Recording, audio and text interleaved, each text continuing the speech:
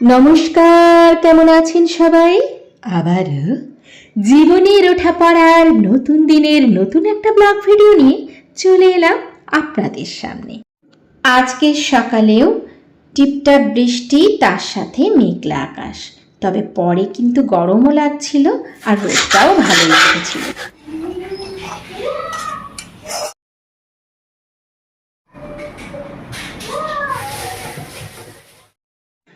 আজকে আপনারা দেখছেন রবিবারের ভিডিও। রবিবারের সকাল, আর সকালেও কিন্তু বৃষ্টি দিয়েই শুরু হয়েছিল, আর পুজোটাও সাথে কিন্তু আমাদের হয়ে গেছে। এখানে কি অবস্থা, মানে বাসন মাজতে মাজতে দেখি জল নেই, জল শেষ। তো তারপরে দেখলাম যে না, অন্যগুলোই পড়ছে। এখন তো আপাতত আপনাদের দাদা এটা পরিষ্কার করছে, দেখছে এখানে কি হয়েছে। ওদিকে আপনাদের দাদা কলটা ঠিক করছেন, আর ওদিকে মানে আর কি পরিষ্কার করছেন যদি ঠিক হয়ে যায়। আর এদিকে আমি কাটাকুটিগুলো করে নিচ্ছি। খুব বেশি কিছু কাটছি না, শুধু শাকটাই কেটে রাখছি, কারণ বলা তো যায় না কখন জল আসবে, তার নাই ঠিক। আর ওদিকে আমি কিন্তু আমার কিচেন গার্ডেনটাকে ঠিক করব বলে, কিছু ফুলের চারা লাগাবো বলে, সেগুলোকেও খুব সুন্দর করে মাটিগুলোকে একটু ঠিক করে নিচ্ছি। আসলেই জানেন তো, খুব বেশি যখন বর্ষা শুরু হয়ে যায় না, তখন কিন্তু বেলকনিতে কোনো কিছু কাজই করা যায় না।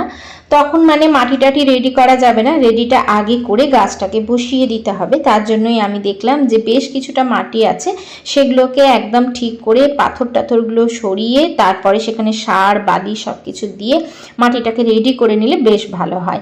এখানে কিন্তু প্রচুর পরিমাণে মানে মাটি কম, পাথর বেশি। দেখে বুঝতেই পারছেন, লাল মাটি মানে পাথুরে মাটি পুরো একদম।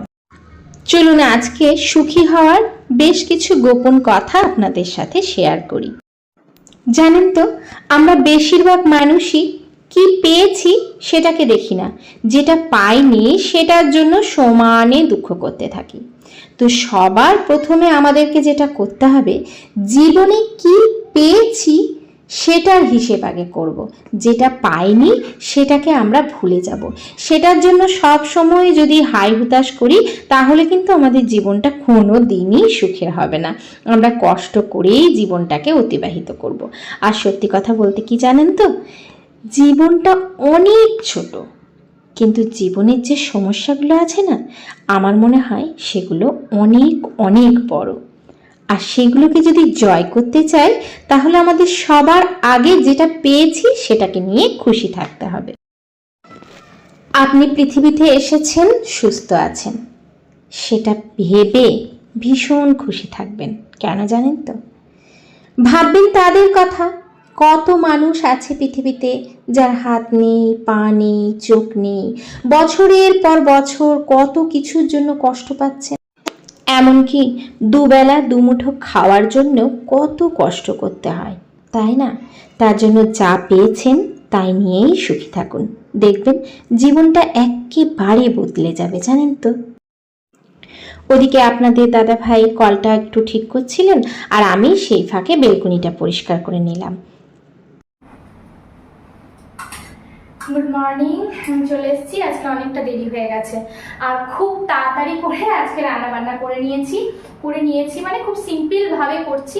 আর আমার মনে হয় প্রত্যেকটা মানুষ যদি এরকম করে আমরা মানে একটু রান্নাঘরের টাইমটা কমিয়ে দিই না, তাহলে প্রত্যেকের শরীর কিন্তু সুস্থ থাকবে। কারণ যত বেশি তেল মশলা তত বেশি শরীর অসুস্থ, আর যত কম তেল মশলা, যত তাড়াতাড়ি সিম্পলের মধ্যে রান্না বান্না, যত কাঁচা ফল টল বা সিম্পল যে সমস্ত গাজর, শসা, এই সমস্ত তরমুজ টরমুজ, এসব যদি আমরা সিম্পল ভাবে খেতে পারি, তাহলে বেশি শরীরটা ভালো থাকবে। যদিও এটা কিন্তু আমরা সবাই জানি, কিন্তু হয়ে ওঠে না, তাই না?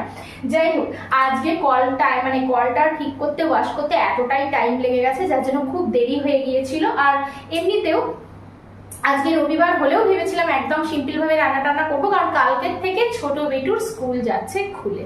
আর ছোট বেটুর স্কুল খোলা মানে আমার সব থেকে বেশি টেনশন, খুব ভয় লাগে আমার। আমি জানি না কেন, কারণ আমার মনে হয় যেন ওর স্কুল খুললে মনে হয় যেন আমাকে আরেকটু ঠিকঠাক থাকতে হবে, আরেকটু সকালে উঠতে হবে, ওকে সব ভালো করে রেডি করে দিতে হবে, ওর যাতে শরীর টরীর ঠিক থাকে সেই সমস্ত দেখতে হবে। যাই হোক, এতক্ষণে আমি করে নিয়েছি হচ্ছে পেঁয়াজ শাক আমাদের এখানে সবসময় পাওয়া যায়। আমি আপনাদেরকে বলেছি এখানের ওয়েদার আলাদা, এখানের আবহাওয়া সম্পূর্ণরূপে আলাদা, যার জন্য কিছু কিছু সবজি এখানে কিন্তু সবসময় পাওয়া যায়। আর সব জায়গাতেই এখন মনে হয় সবকিছু পাওয়া যায়, তবে পেঁয়াজ শাকটা হয়তো নাও পাওয়া যেতে পারে। আমাদের এখানে পেঁয়াজ শাক পাওয়া যায়। আমি পেঁয়াজটাকে কুমড়ো, আলু আর হচ্ছে পেঁয়াজ দিয়ে একটুখানি ভেজে নিয়েছি।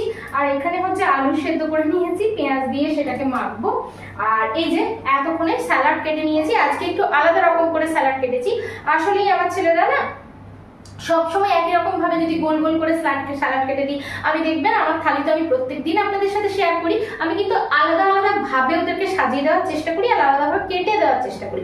আজকে স্যালাডগুলো একদম ছোট ছোট করে কেটেছি, যাতে ওদেরও ভালো লাগে, একটু চেঞ্জ আসে। তো সব কেটে নিয়েছি, এবারে ডিমটা রান্না করব, কারণ এই তাড়াতাড়ির সময় এত দেরি হয়ে গেছে, ডিমটাই আমার হাতের কাছে আছে, যার জন্য আপনাদের দাদাকে বললাম যে আজকে ডিম রান্না করব।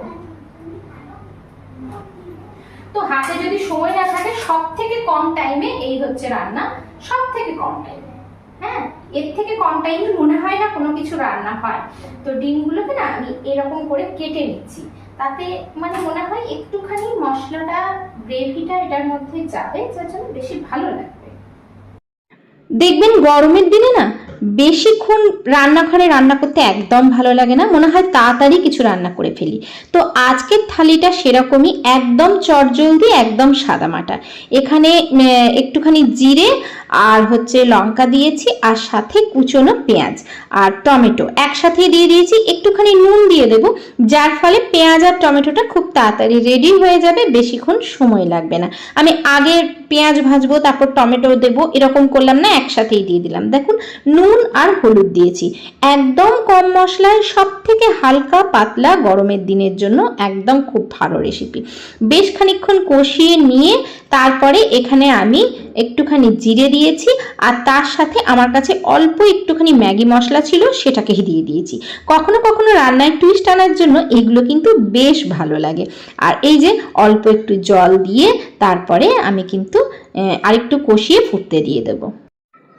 বিশ্বাস করুন রান্নাটা ভীষণ কম টাইমের মধ্যে হয়, যেহেতু আমি আদা, পেঁয়াজ বাটা, রসুন বাটা কিচ্ছু দিইনি, শুধু একটুখানি জিরে গুঁড়ো দিয়েছি। আর হ্যাঁ, তার সাথে অল্প একটু কিন্তু লাস্টে আপনি নামাবার সময় অল্প একটু গরম মশলা দিতেই পারেন। আমি হালকা একটু গরম মশলা বাটা দিয়েছিলাম, আর হচ্ছে ধনেপাতা, ব্যাস। আর ডিমগুলোকে আমি ভাজিনি, যেহেতু আমি বলেছি যে সবসময় চেষ্টা করি একটু হেলদি করার জন্য, তো বাচ্চারা যেহেতু খায় ওর জন্য আমি কিন্তু সবসময় যে ডিম ভেজে করি এমনটা নয়, আমি কিন্তু সেদ্ধ ডিমগুলোকেই কেটে দিয়ে দিয়েছি। আপনারা চাইলে সেগুলো কিন্তু ভেজে নিতেই পারেন।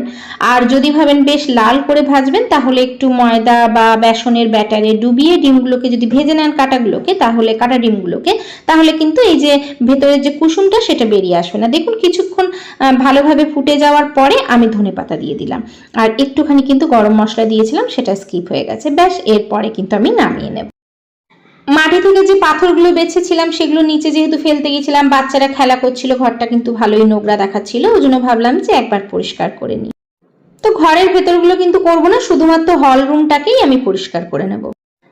সুখী থাকতে হলে সব থেকে বড় যেটা দরকার সেটা হচ্ছে রাগ নিয়ন্ত্রণ করা।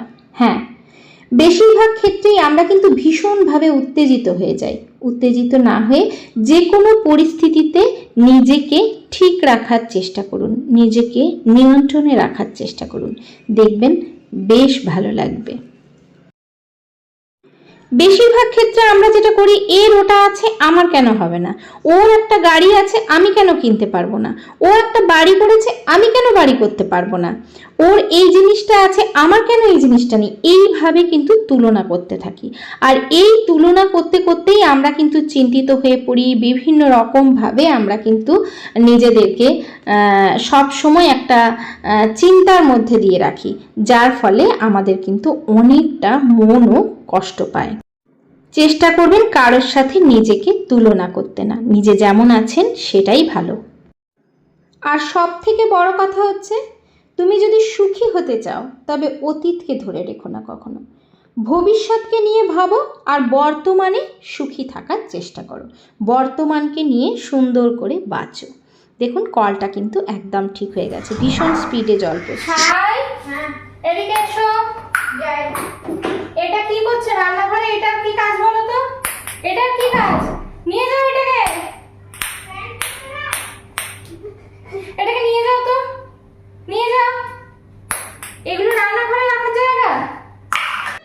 চলো প্রতিদিনের মতো কিছু কমেন্ট শেয়ার করি তোমাদের সাথে। রূপা দিদি ভাই বলেছো তোমার কথা বলার স্টাইলটাই আলাদা, শুনতে ভীষণ ভালো লাগে। খুব ভালো লাগলো ভিডিওটা শুক্লা, ভালো থেকো সব সময়। তোমরাও ভালো থেকো দিদি ভাই, এইভাবেই সাথে থাকার জন্য, পাশে থাকার জন্য অনেক অনেক শুভেচ্ছা, সাথে আন্তরিক ভালোবাসা। আমার কথাগুলো যে তোমার ভালো লেগেছে এটা শুনে ভীষণ ভালো লাগলো। মিমি দিদি ভাই বলেছে খুব সুন্দর ভিডিও, সব মিলিয়ে গাড়িতে বসে তোমার ছেলে সেই বাবাকে বোঝানো হেলদি জিনিস থাকে সেটা দেখতে দেখতে কিছুটা হাসলাম। ছোটরা কি সুন্দর করে আবদার করে তাই না, খুব ভালো লাগলো। এইভাবেই সাথে থেকো, পাশে থেকো।